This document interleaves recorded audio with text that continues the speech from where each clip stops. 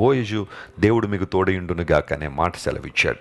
ప్రియులారా, దేవుడు మనకు తోడై ఉండకపోతే మనుషులు ఎప్పుడో మనలను ప్రాణముతోనే మింగివేసి ఉందురని కీర్తనకారుడు 124 కీర్తనలో మాట్లాడతాడు.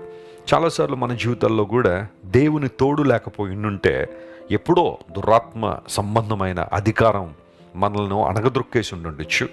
సమస్యలు, ఇబ్బందులు, ప్రతికూల వాతావరణాలు, శ్రమలనే కారు మేఘాలు మనల్ని కమ్మేసినప్పుడు ఎప్పుడో మనం నశించిపోవాల్సిన వారమే. కానీ దేవుడు తన కృప ద్వారా మనల్ని జ్ఞాపకం చేసుకుని తన తోడును తన నీడను మనకివ్వడం ద్వారా సర్వశక్తుని నీడలో మనం భద్రంగా క్షేమంగా ఉండగలుగుతున్నాం. ప్రైజ్ ది లార్డ్, హల్లెలూయా. అందును బట్టి ఎప్పుడైనా మనం ఎవరినైనా విషయాలు అనుకున్నప్పుడు లేదా వారిని దీవించాలనుకున్నప్పుడు దేవుడు మీకు తోడుగా ఉన్నాడనే మాట వారికి తెలియచేయండి.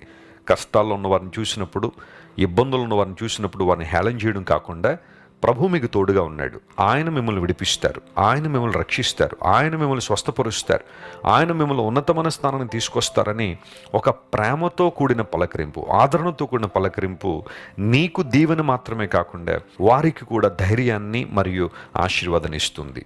ఈ చేను కోసేవారు కూడా బోయజ్ దేవన్నారు తెలుసా, దేవుడిని దీవించునుగాక, ఆశీర్వదించునుగాక అని.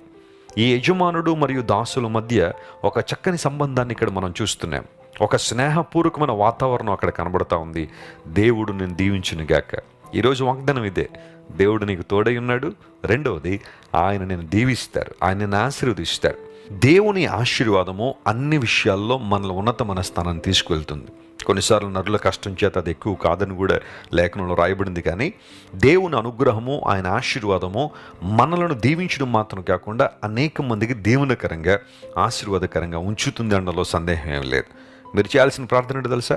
ప్రభువా, కేవలం మమ్మల్ని దీవించు అని ప్రార్థన చేయడంతో పాటుగా మమ్మల్ని అనేక మంది దీవెనకరంగా మార్చు అని కూడా ప్రార్థన చేయండి. ఆ ప్రార్థన విశిష్టమైన ప్రార్థన.